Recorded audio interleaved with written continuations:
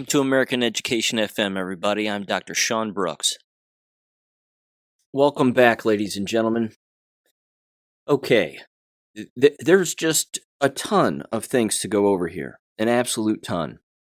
I'm going to do my best to not drag on too much, but a lot to cover here. It certainly feels like things are continuing to amp up, and it seems like the ends of every week are just loaded with endless stories. And again, just trying to connect the dots here and make sense of all of it the best that I can. I just wanted to thank everybody again for listening. So let me dive in here. Very quickly, I wrote one more Substack article just the other day. And this one is big, I think, and it certainly matters. It's titled Wasteful Spending in American K-12 Schools, How Passing Tax Levies Hides the Money, while not passing tax levies exposes it all.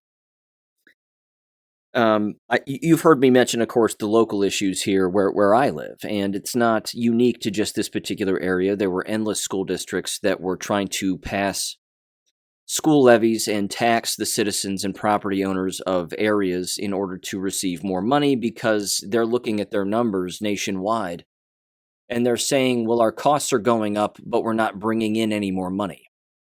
And of course, they're not bringing in any more money because the state is running out of it because students aren't going to public school much anymore, which is good. This is all a good thing. More of them are homeschooling. More of them are finding, of course, other ways of educating themselves as they should. What's interesting, and it's basically a state law kind of thing, and I'm sure it's like this lots of places. Not to mention, open records requests can obtain this kind of information too. But if a tax levy goes through and people actually vote to have more money stolen from them and provided to their local school district, which I don't even know why they do that, but whatever. What ends up happening is they end up burying their financial numbers and then they don't have to show them to the public. What not passing a school levy does is it forces the school districts to, of course, make cuts and propose cuts, and in doing that, they have to show people what they're spending money on. Now, where I live, they've released these documents of the amount of money that they are spending on useless positions and useless programs, like STEM programs and wellness coordinators, and all of the money that they're paying these school psychologists and social workers and you name it. In the article, I highlight two documents that come directly from the school district where I live and the amount of money that they are wasting, and it is upwards of $7.4 million. Now, they're not looking to make $7.4 plus million in cuts. They're actually just looking to cut maybe $70,000 to $80,000, or at least cut particular proposals over the course of a 3-year plan. The reason I wrote the Substack article was because, of course, this information is public record, number one, and number two, this particular school district is not unique in that regard. This is happening everywhere. The amount of money that they are wasting, in particular over the last 2 years, is jaw-dropping.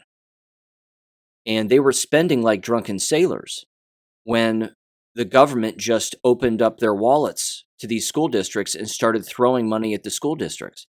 The other thing that's worth keeping in mind, too, is that these school districts had to create positions that did not previously exist as a result of receiving all those CARE Acts funds and all that ESSER money.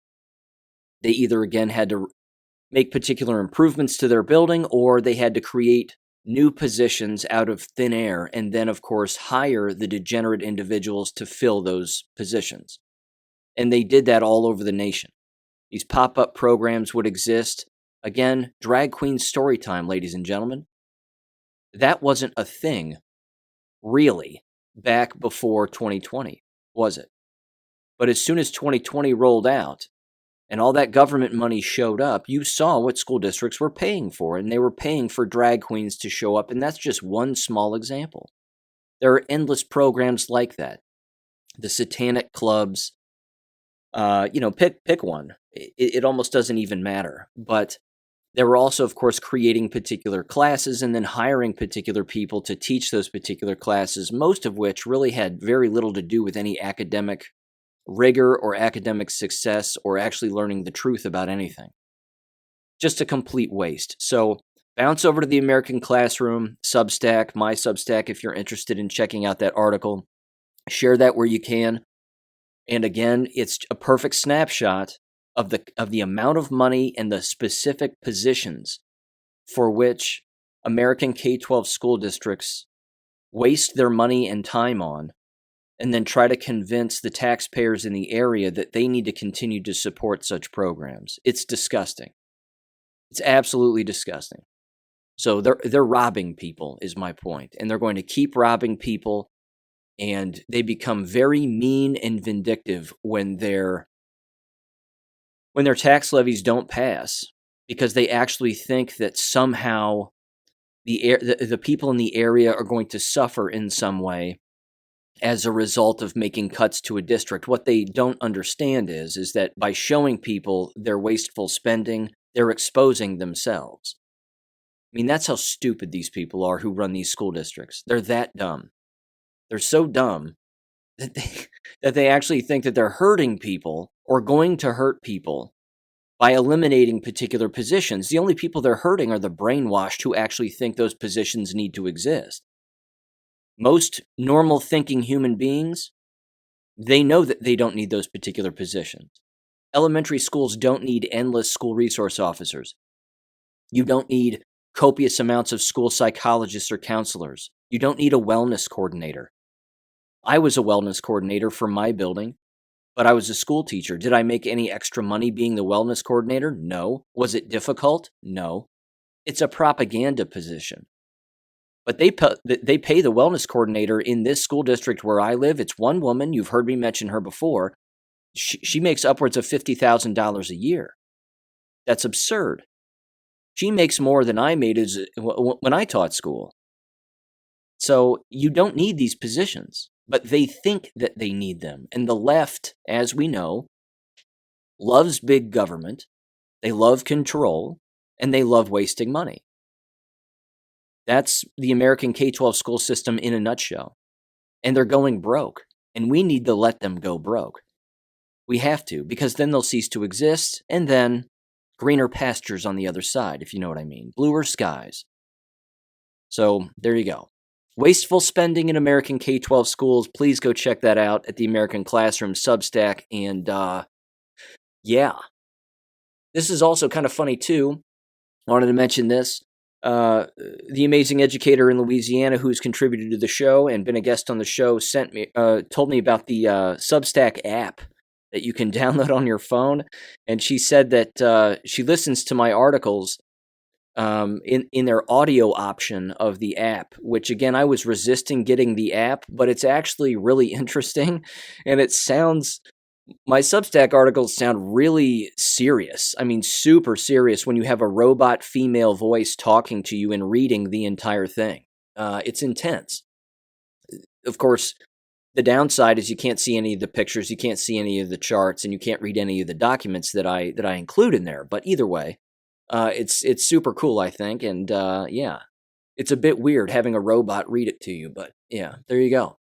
Anyway, let me get into this here. Lots of stuff again. First of all, the Title IX thing. So here's the update on that.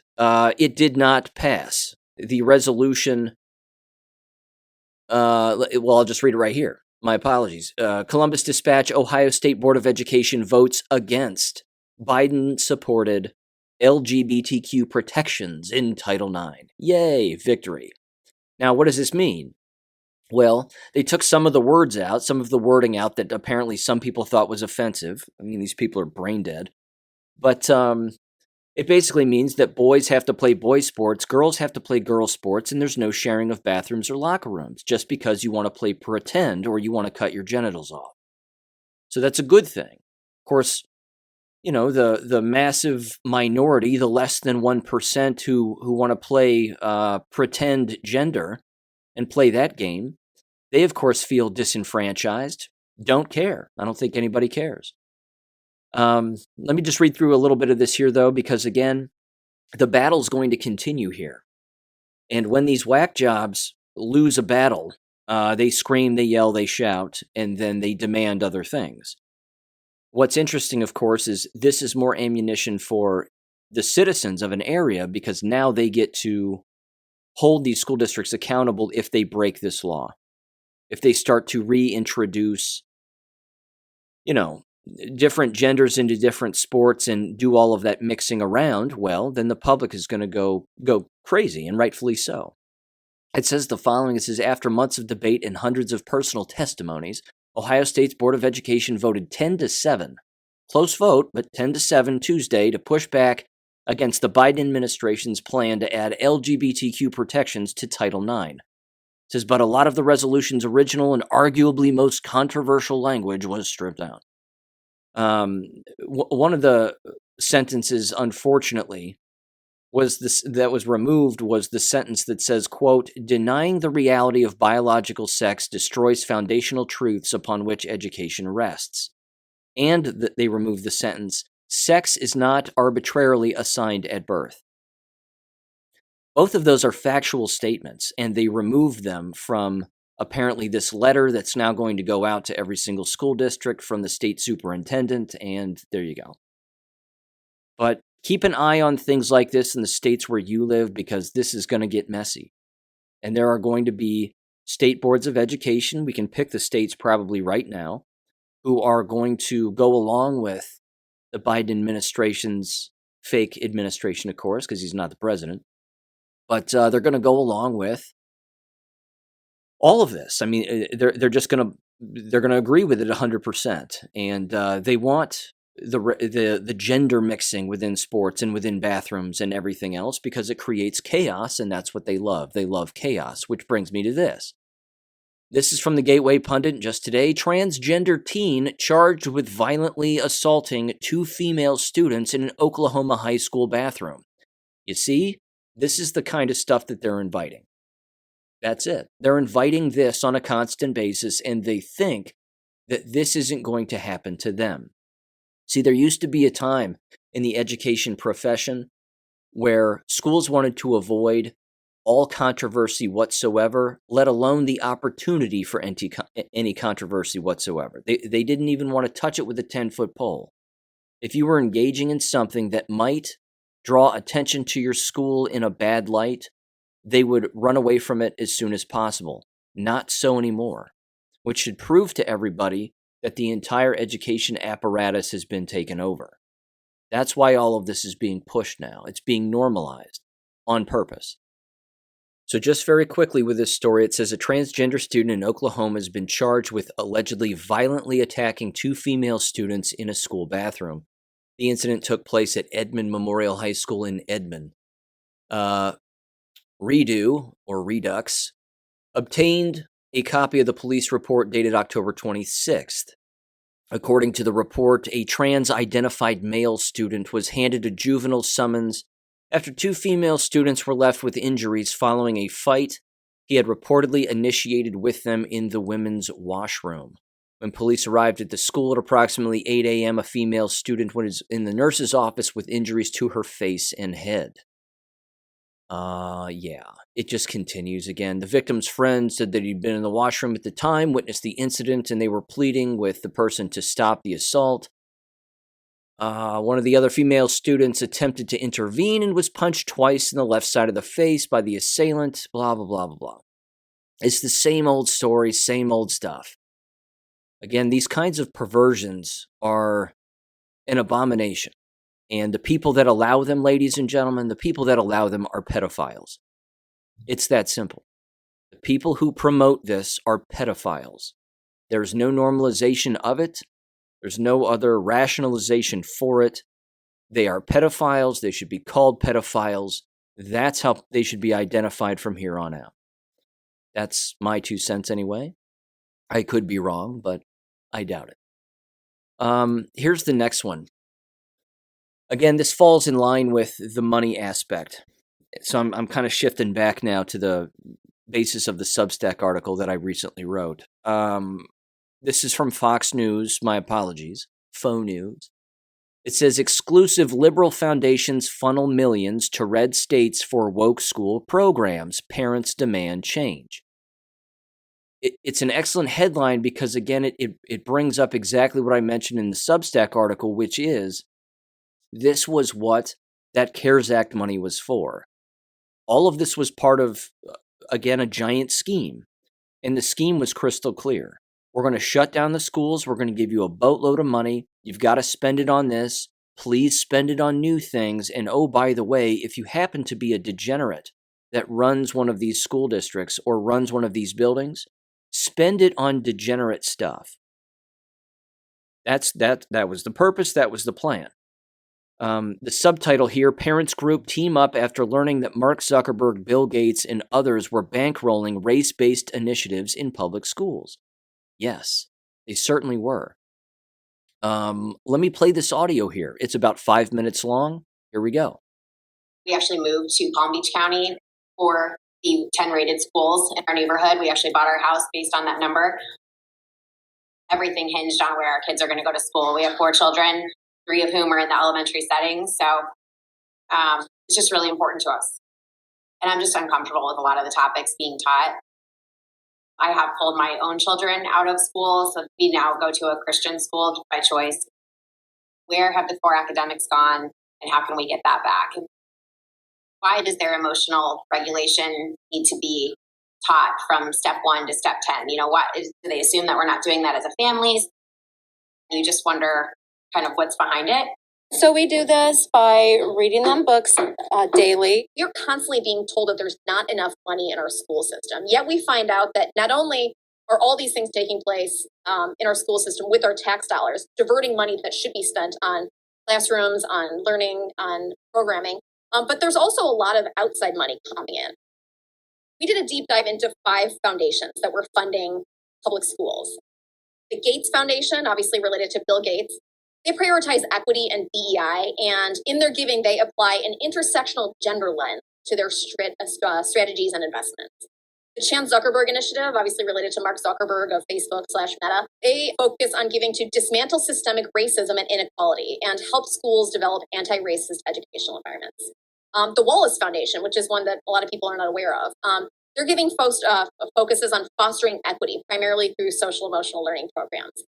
The Kellogg Foundation, related to the cereal, they have a commitment to advancing racial equity and racial healing. And the Windward Fund, which is related to Arabella Advisors, one of the notorious, massive dark money organizations of the left, uses a race, equity, diversity, and inclusiveness commitment to advance their giving. So between 2017 and 2021, we reviewed 990s from all these foundations, and we found that there was over $200 million between the 5 foundations that had been spent in 72 school districts across the country. The biggest concern for moms and dads on the ground is the fact that the money wasn't focused on promoting and improving academic achievement, but again, was really focused on affecting student behavior and professional development for teachers, and oftentimes putting a focus on equity or equitable grading when parents were really looking for merit-based standards. This is not just happening in big cities. It's not just happening in blue states. It's happening in red states. It's happening in small cities. And the volume of spending that's happening it's astonishing. The 2 biggest grants, or the 2 biggest recipients of this funding that we found, were in Battle Creek, Michigan. They received $31.2 million, and Denver, which received $13.4 million. Palm Beach County received a total of $7 million over the past several years. They got massive grants on social emotional learning from the Wallace Foundation. Some of the time was being wasted on a lot of topics that we discuss at home, and we work on those things as a family. Specifically, critical race theory was slowly seeping into the classrooms. The social emotional learning was a problem for me. A number of these programs, equity, social emotional learning, are actually being used to push a lot of identity-based programming that parents are deeply uncomfortable with because it conflicts with their values. Every hour that's being diverted from reading, writing, and arithmetic and being spent on social emotional learning programs, feelings, bullying, is time that's not being spent in making up learning logs. Our scores are going down, so these programs are not working. A lot of this content is being introduced at very young ages. And so when you have a 6-year-old, a 7-year-old, and first grade, second grade, being taught about systems of oppression. That's a really complex theory, and it's something that these children can't wrap their heads around. I mean, in many cases, these kids are still trying to learn their ABCs, and now they're being told that they must integrate pronouns into things. Well, they don't know what a pronoun is. They're still learning to read and write. We worked with 26 other parental rights organizations from across the country, coast to coast, asking these foundations to cease their giving on these equity-focused initiatives. Because we believe that although they might be well-intentioned, the underlying message that some of these programs have are detrimental to student learning, to student mental health, and end up distracting from student achievement. The goal of the letters that are going to the foundations is to acknowledge that we all want children to do well in school. We'd like to talk to you about how you're spending that money, how schools are being forced to spend that money. We, again, as parents, would like to see the focus put back on academic achievement, where our children are being given practicable skills. And we believe that this money that's going into the school districts from these philanthropic organizations could be put to better use. So we hope that governors and other elected officials who are focused on education, who are focused on academic outcomes out of their schools, take a hard look on how their schools are receiving money from outside organizations. The public school system is there to provide an academic foundation for our students, and they're severely lacking. And they're failing because the money's being spent on, emotional training, things like this.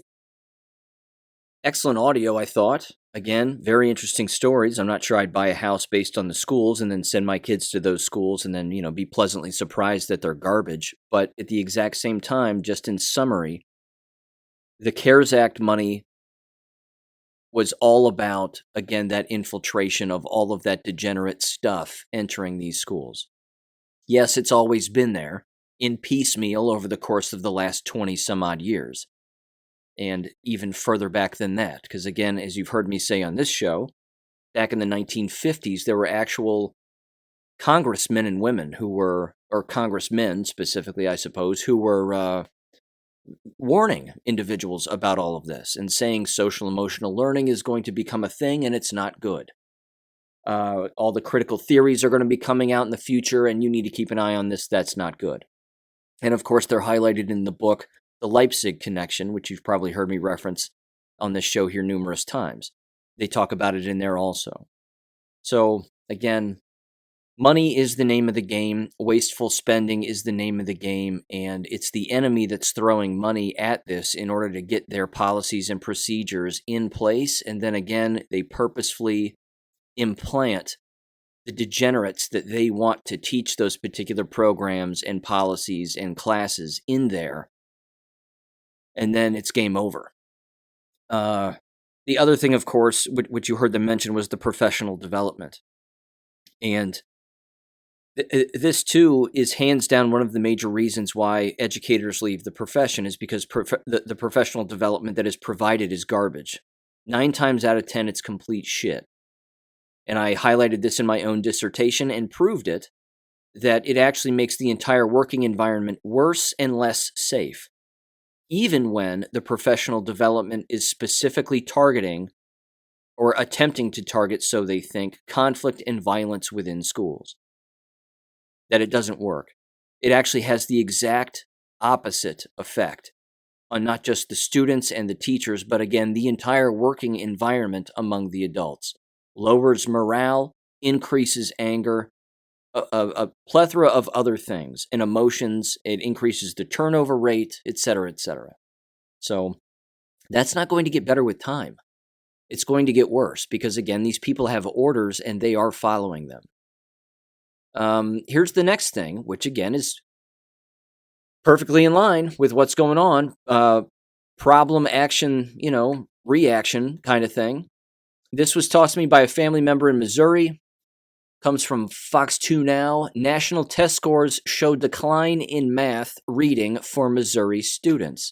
Again, listen to what they propose as their solutions and why this is all happening. And yes, if you guessed the word pandemic was going to be blamed, pat yourself on the back because you're 100% right. Here is that audio in 3, 2, 1.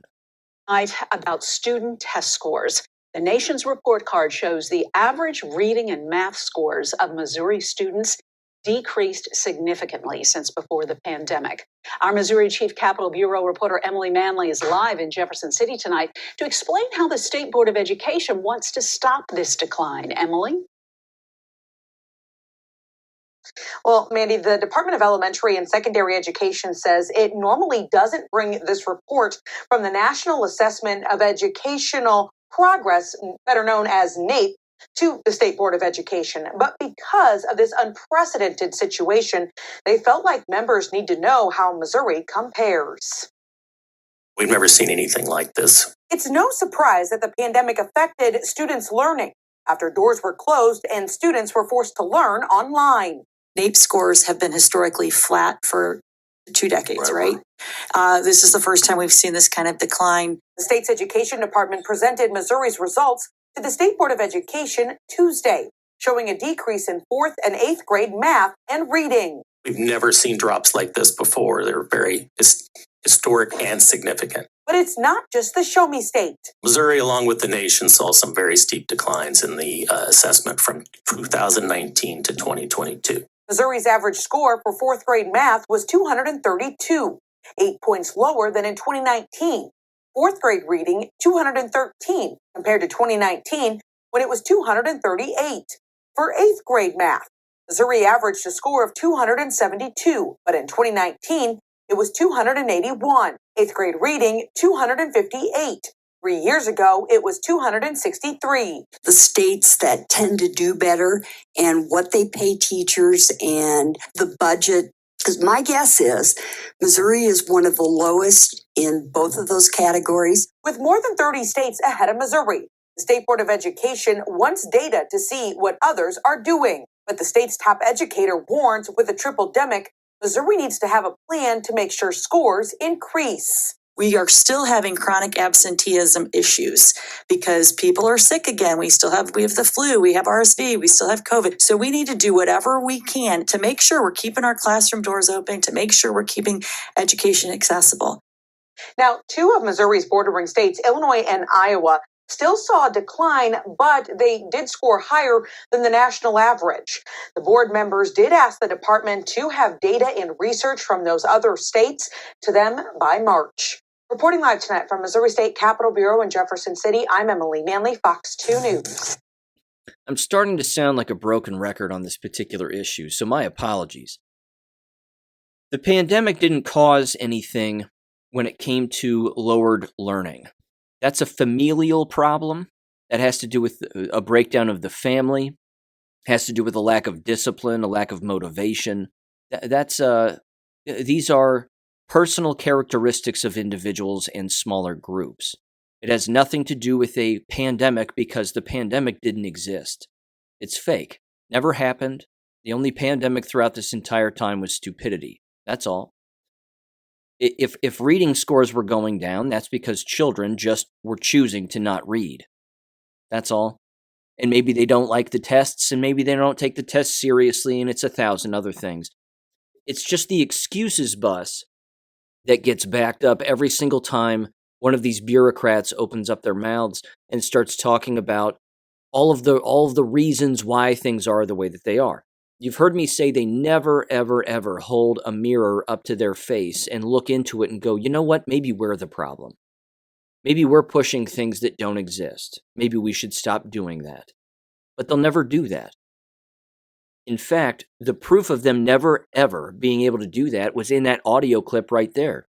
She openly stated, the board president there, openly stated that they have COVID, flu, and RSV, and all the variants are back, and people are out ill, and the absentee levels are remarkably high.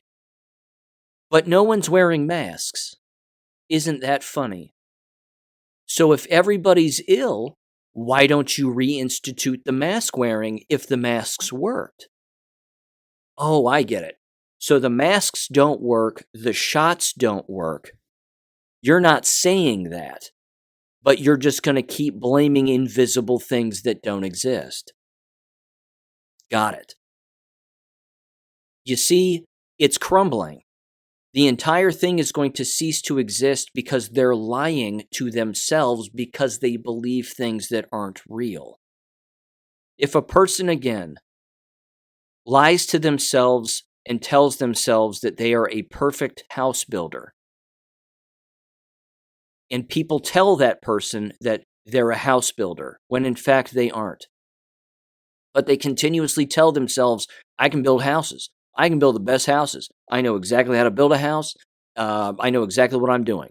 And then that person tells other people those same things, that they are a house builder and they know how to build homes. They end up hiring people who either really know how to build a house, or they hire people who also say they know how to build a house when in fact they don't. Point being, whatever house they build is going to crumble to the ground because they really don't know what they're doing and they don't know what's causing all of their problems. This is the education system in a nutshell. It's filled with lies. The boat is sinking, the rats are leaving, and there are people quite literally going down with the ship because they think that they can right the ship. They can't. It's crumbling permanently. You've heard me say it will cease to exist in the future. I believe that it will. If not for all of those reasons, again, there's more sexual degeneracy, of course, on a constant basis, you name it. But homeschooling is the only way forward here. It's the only way forward. Here's another one. Again, you got to hand it to them.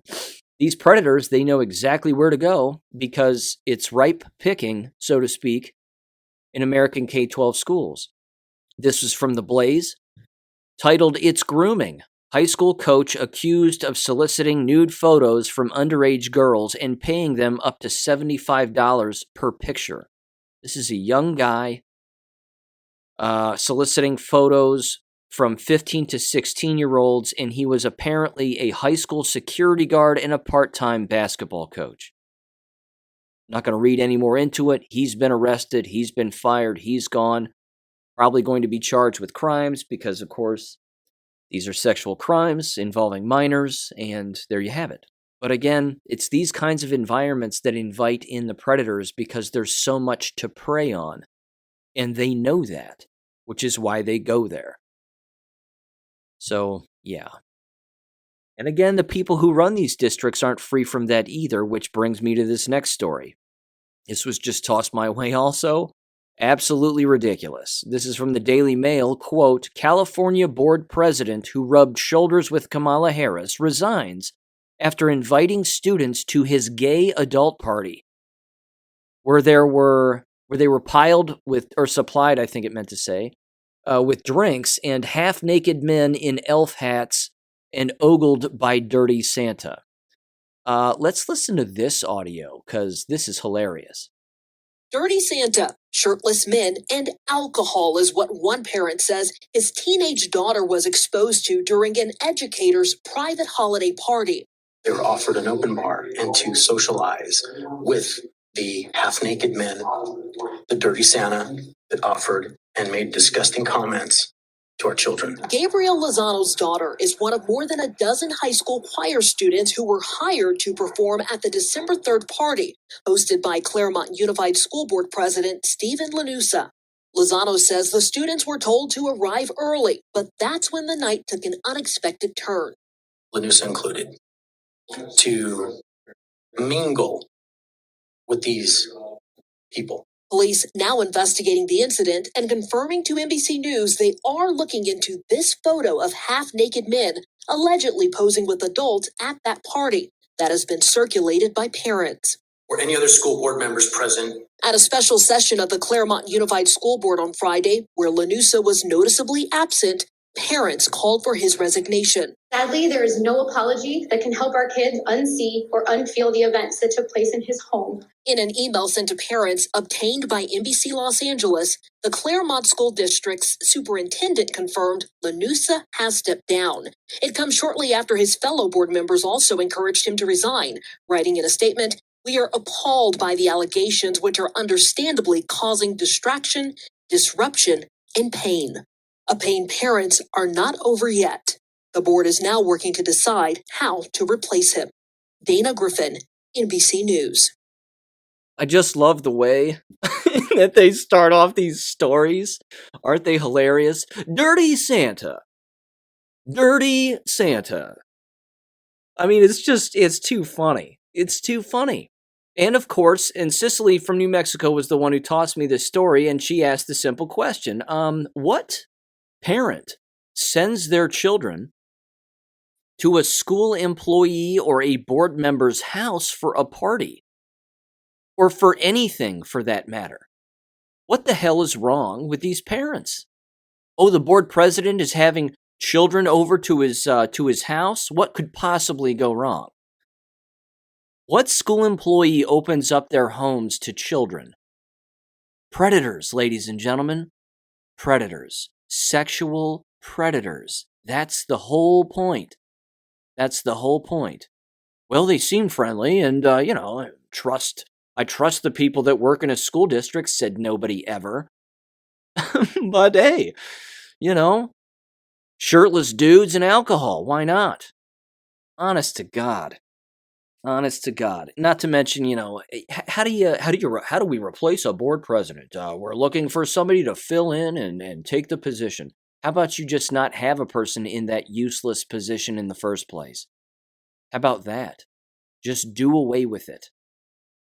You could hire a bag of sand, and it would be equally as effective. In fact, it would be more effective in his case because the bag of sand can't engage in a sexual crime. It's just a bag of sand. So there you have it. A bag of sand is quite literally better as a board president than that guy. And of course, birds of a feather flock together, do they not? Rubbing shoulders with Kamala Harris, all these sexual predators and the people who are friends with sexual predators. I mean, ask yourself this question too. How many friends do you have who are sexual predators? I don't have any. But it sure seems like the left has an awful lot, doesn't it? Weird. It's so weird. It's like the old memes of, regarding Hillary Clinton. How many friends do you have that have miraculously killed themselves? Because she has a lot. It's almost like they're being murdered by her. Or people she knows. Yikes. Absolute yikes. Okay. Shifting gears here. I've got a few other things to mention. Of course, there's plenty going on in the world. Just very quickly, geopolitically, Brazil is continuing to blow up, and the military is allegedly trying to partner with the people, and the people with the military, and all of that. Let's see. Peru. I saw video footage from Peru. A lot of soldiers marching in the streets in Peru, as of course they've arrested that president, prime minister, whatever the hell you want to call him. There's just a ton going on, ladies and gentlemen, geopolitically, and of course we need to continue to observe this and keep an eye on it. I want to shift gears here, though, to a few things, both recent and from the past. First, I want to start off again with Dr. Simone Gold, everybody. The favorite piñata of mine, turning out to be one of the favorite piñatas, and why not? She's the gift that keeps on giving. So, apparently, back in December 7th, or on December 7th, a Fort Myers judge tossed out a lawsuit, as it says here on the America's Frontline Doctors website, filed by Rogue Lawyer, as they decide to characterize this guy, against Dr. Simone Gold as president of AFLDS. So the Rogue Lawyer, as they're characterizing him, even though they hired him, Joseph Gilbert. Apparently this was a defamation lawsuit. So I'm going to read the statement here. My apologies, from December 6th. It just has to do with defamation. It doesn't have anything to do with the auditing that's taking place regarding America's Frontline Doctors and Simone Gold. Not to mention, this was a jurisdiction thing. So this can apparently still be filed in another court in Arizona, which is where America's Frontline Doctors is apparently located, but this was filed in a Florida court because that's close to where Dr. Simone Gold lives, apparently. Either way, I've got some questions too with this. If people for America's Frontline Doctors have come out and said that Simone Gold is no longer on their board, why is it that Simone Gold's, again, press releases and face and videos are all over the America's Frontline Doctors.org website? I don't get it. Has she hijacked the whole thing? Has she just made it her own?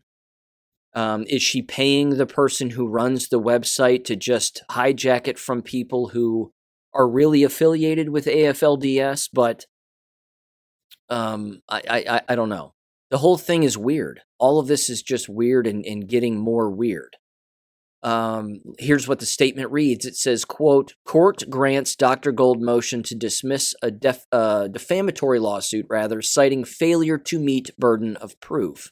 Fort Myers, Florida. My old stomping grounds down there. It says, quote, a federal judge issued a 13-page ruling today granting Dr. Simone Gold's motion to dismiss a widely accusatory lawsuit brought by rogue attorney. Why are they rogue attorneys? Now they're a rogue attorney. What does that even mean? He's an actual attorney. And now disgraced former America's Frontline Doctors director, Joseph Joey Gilbert. That seems like defamation, doesn't it? When you call them rogue and disgraced?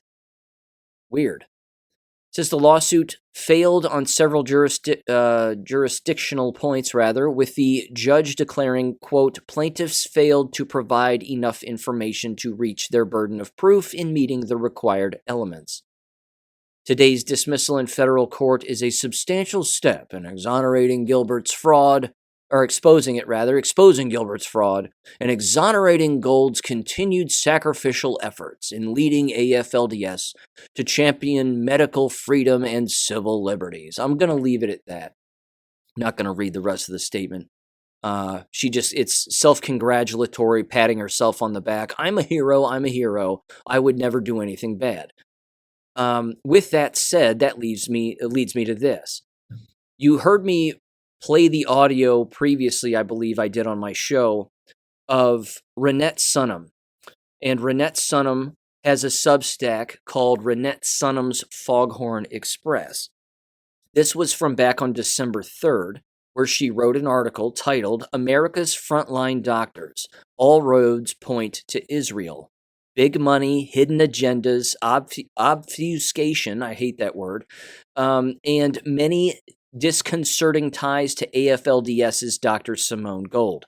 It's a lengthy article. It's very, very interesting and super hinky. I'm going to link it in the description below if you haven't read it. I know AJ Gochik has read it. We were talking about that the other day. I'm sure some other people have read it, of course. But it's bizarre. Very bizarre. She either is a puppet and is being handled by countless individuals for a variety of different reasons.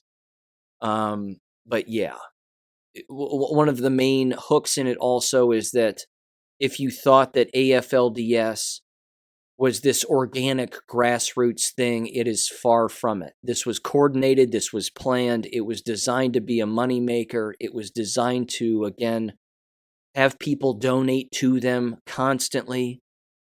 It's absolutely amazing. And I'll tell you something too. I said this on Gab. I even posted a picture of it, which proves my point that Simone Gold is a liar. You've heard her story consistently where she has, of course, said, and I've played the audio on this show, where she has said time and time again, which was clearly legal advice given to her before she went to jail, was that she needs to start telling the public that she was pushed into the Capitol building and there was nowhere for her to go and it was quite accidental and whatever. I have a picture on my Gab account of her and her mostly naked, semi-gay, allegedly live-in boyfriend, John Strand, where John Strand is recording the entire thing, egging on the group as Simone Gold is holding on to and yelling into a bullhorn, giving her speech inside of the Capitol building. And I simply said on Gab, does this look like a person who was accidentally pushed in against her will because the crowd was so big? that she just miraculously found her way into the Capitol building. Give me a break. She knew exactly what she was doing. She's being handled. She's being groomed. And she herself is nefarious, to say the least, in my humble opinion. Allegedly. It's just odd. Again, the money that's changing hands here is disgusting. It's beyond disgusting, but Renette dives face first into it, and it's incredible. So I will link that article in the description below. Just wanted to bring that to your attention.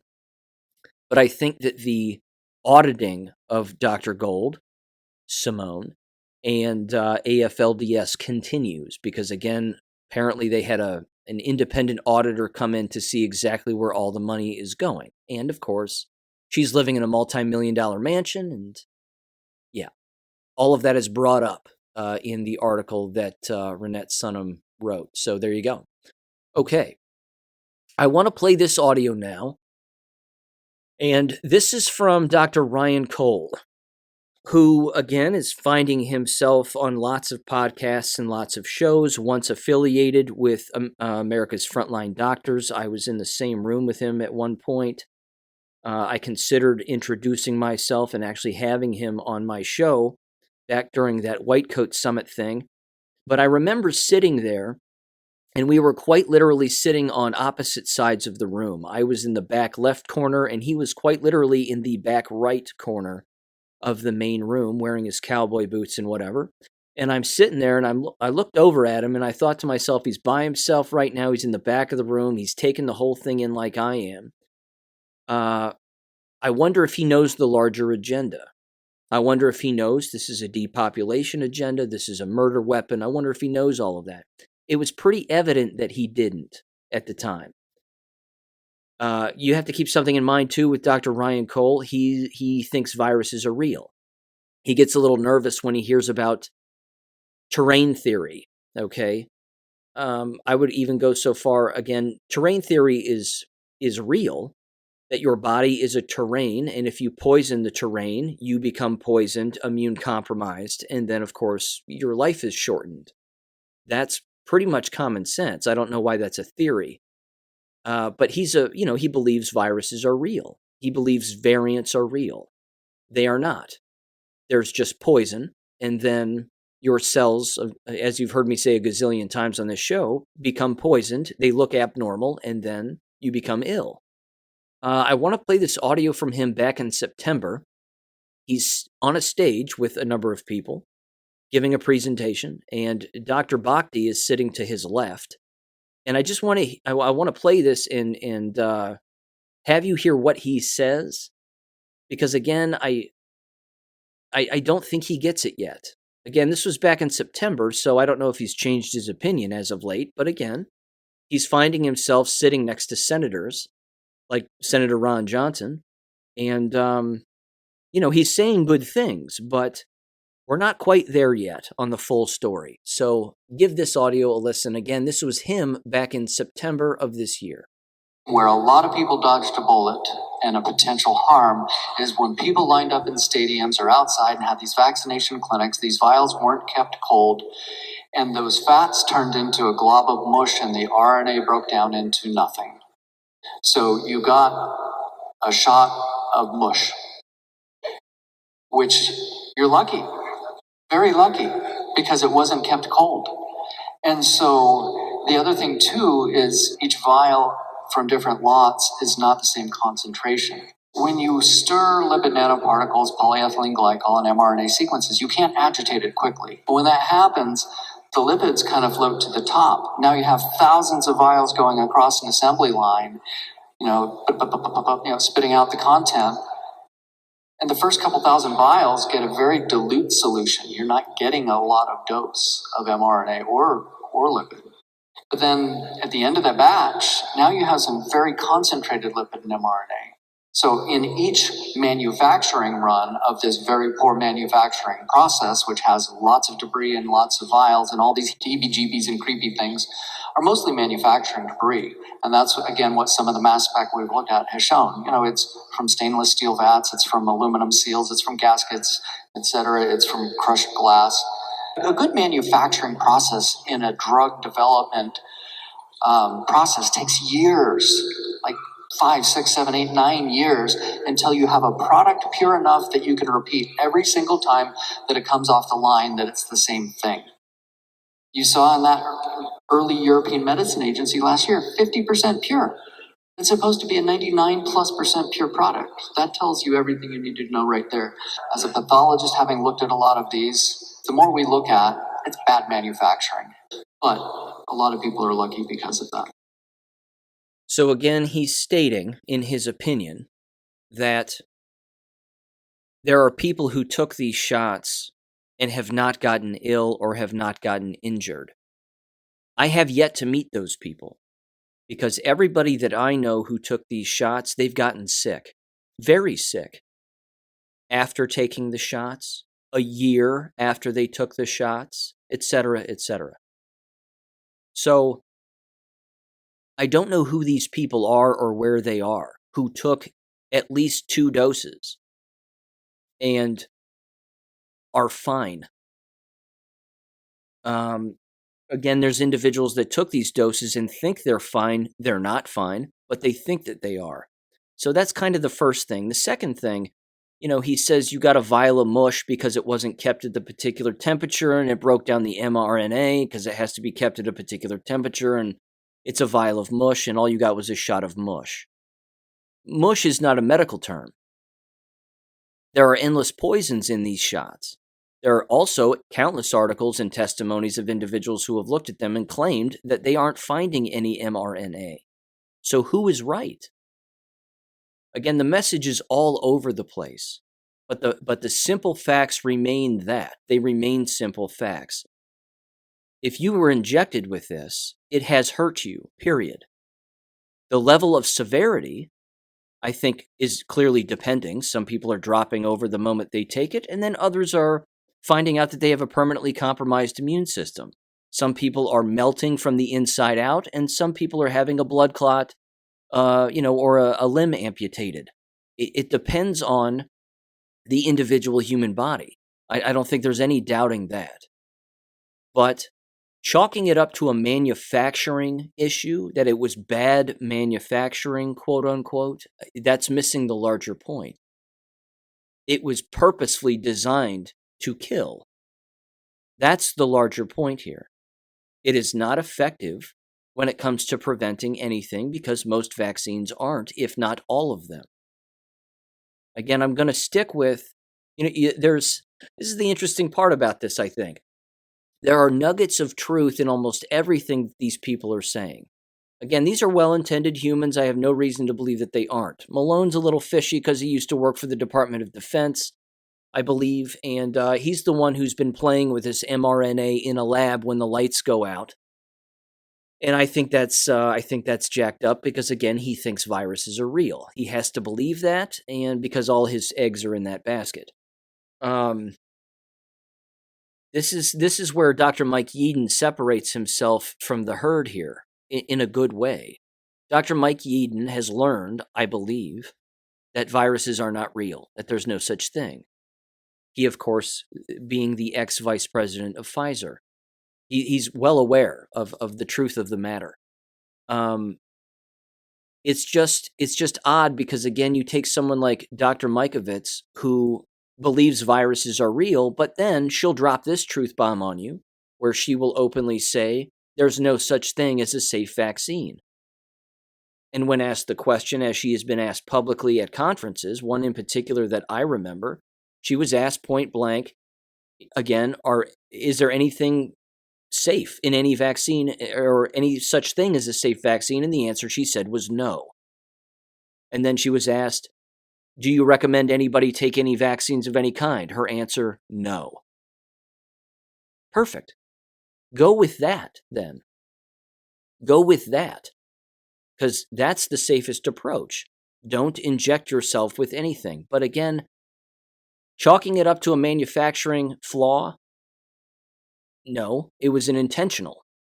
And chalking it up to, well, you just got goo in you, so you got lucky. Bullshit. There's more to this than what he knows. This is a depopulation agenda That was the agenda. That was the point. Trick as many people into believing that they need it, which they didn't. No one needed it. And then we'll give it to them because they'll clamor for it, and we'll make them want to clamor for it. Then they'll take it, and then we'll have them right where we want them, which is sick, ill, giving us their money, and then game over. So that's kind of my 2 cents on that. I don't know what else I can add, really. I find that explanation to be odd, a bit odd. Because, again, they're still injecting themselves with poison. In fact, on the expose, they have an article that's, again, specifically diving into what's in the shots. And there are numerous people looking at it and have been looking at it for quite some time. This one is by Rhoda Wilson, and it's titled, "There's Microcircuitry Inside COVID Injections, Says Australian Doctor." Again, you're not hearing the Malones, the Golds, the McCulloughs, the Coles. You're not hearing these doctors say this. You're not hearing them use the phrase nanoparticle or any of that.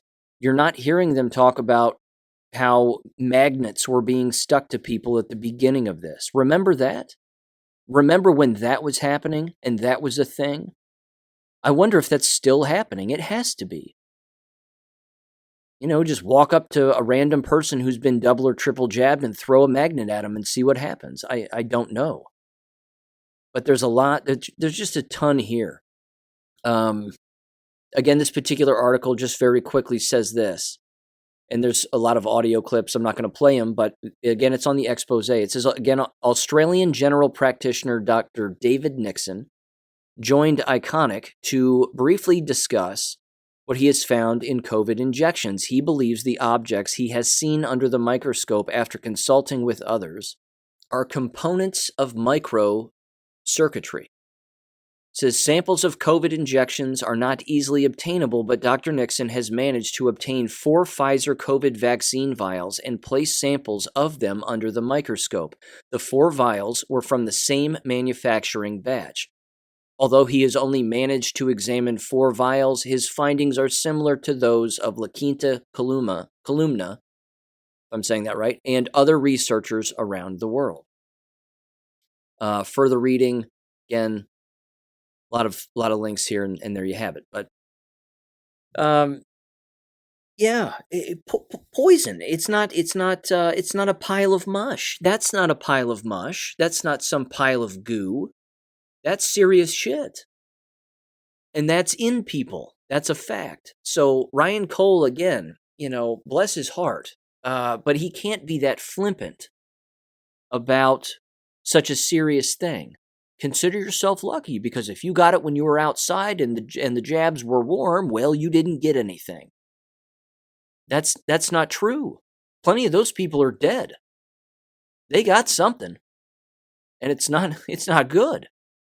Fortunately, however, and this is a good thing, is that public opinion is shifting regarding a lot of this. And Rasmussen, I wanted to mention this. I know there's lots of Substack articles about this specifically, but Rasmussen Reports did a survey with a great deal of people. I want to say, it was in the tens of thousands, if not more than that. My apologies. Well, here's 1,000 U.S. adults. 1,000. Okay, that's the number. I've just got some statistics to read here. And one of the charts that they highlight from the data they collected, it says, survey of 1,000 U.S. adults conducted on from November 30th of this year through December 1st of this year, with a plus or minus 3% shift. This particular first chart says, how concerned are you that COVID-19 vaccines may have major side effects? Very concerned were 31%, somewhat concerned 26%, not sure, a very small percentage, 22% not very concerned, and 18% not at all. And then they have it broken down by Republican, Independent, and Democrat. As you would expect, Republicans and Independents make up the vast majority of people who are very concerned, whereas only 21% of Democrats are very concerned, 22% of them are somewhat concerned. Point being, the majority, for the most part, are concerned, either somewhat or very concerned, as they should be, because they're starting to connect the dots. Here's another one. Survey of 1,000 U.S. adults conducted, again, between November 30th and December 1st of this year. Self-reported vaccination rate. The percentage of particular age groups and demographics and whether or not they're vaccinated, according to themselves. 65-year-old and plus, 87% vaccinated. Those making $200,000 or more per year, 86% vaccinated. 83% vaccinated are claiming to be Democrats. Those making $100,000 to $200,000 a year, 78% vaccinated. Men over 40, 78% vaccinated. People who are married, 75% vaccinated. Of course, it's not a vaccine, but you get what I'm saying. Hispanic, 74% vaccinated, and men, 73% vaccinated. It continues. Women under 40, 51% vaccinated. 18 to 39-year-olds, 56% vaccinated. Independents, registered independents, 58% vaccinated. Blacks, 58% vaccinated. Under $30,000 per year, making that amount, 58% vaccinated. And those not married, 62% vaccinated. Here's one more.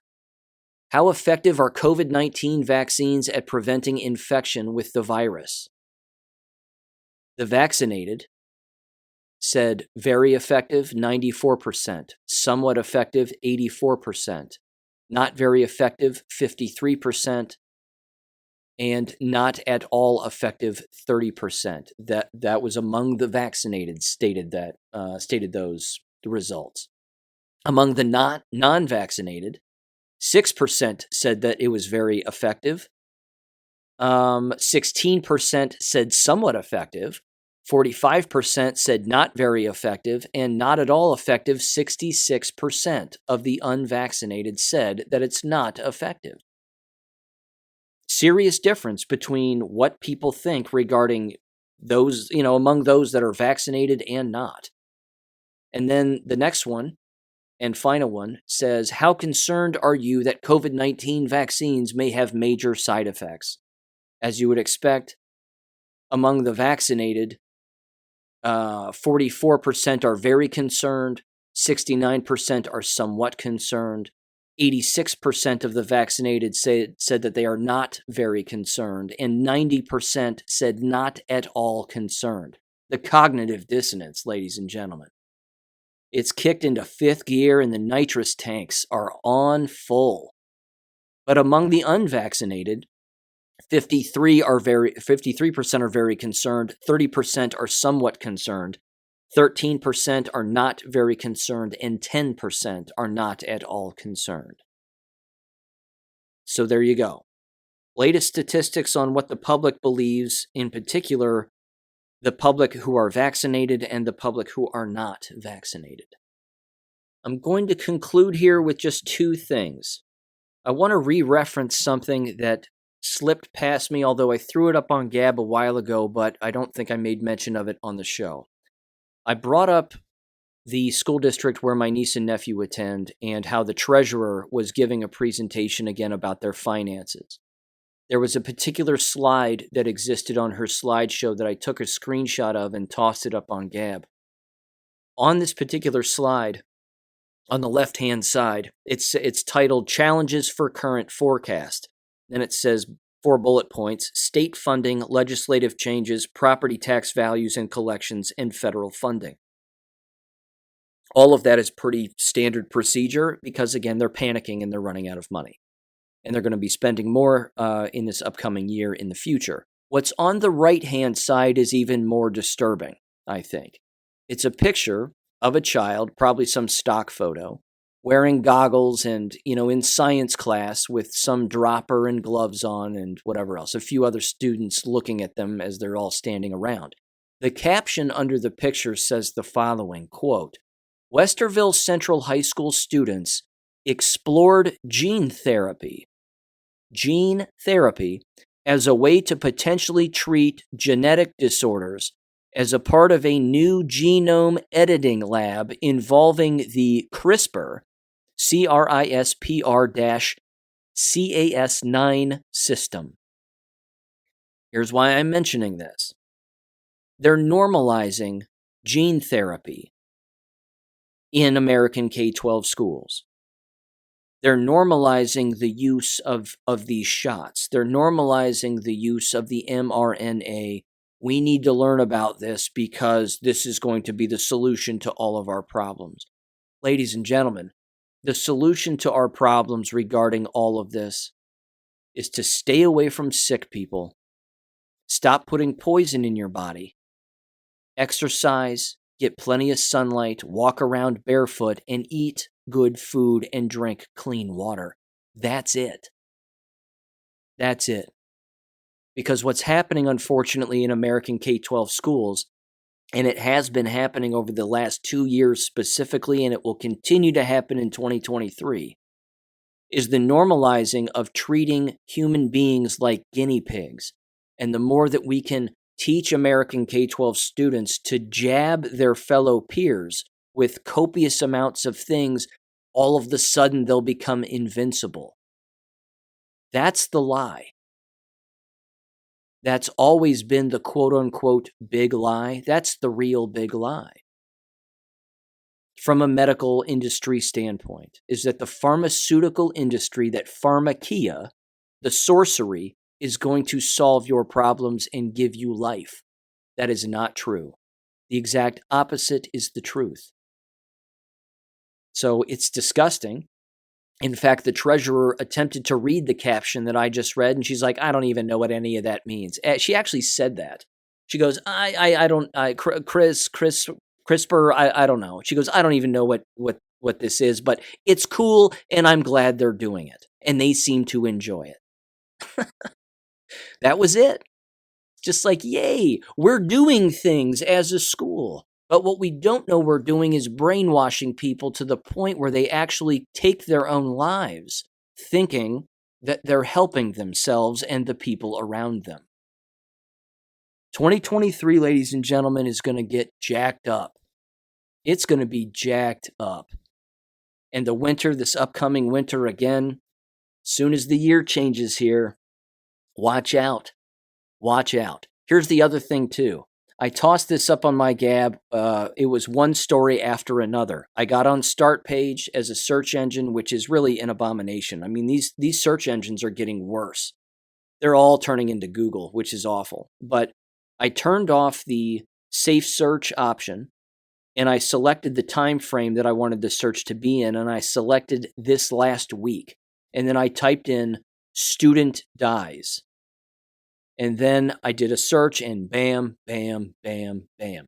Endless stories of again, students randomly dying suddenly. Doctors are baffled. Same thing with teachers. Same thing with administrators. Superintendent dies suddenly, leaves behind wife and children. This is happening constantly, all over the world. And again, are politicians mentioning this? Nope. Is it being brought up with any regularity on local news channels? Probably not. Are the dots being connected among those people? No. But it's being connected among us because we know what's going on. And this is going to continue to happen. So, there it is. Thanks for listening again. Here's the plan for next week. First of all, of course, Merry Christmas. My plan for next week is to have an episode on Monday and Wednesday.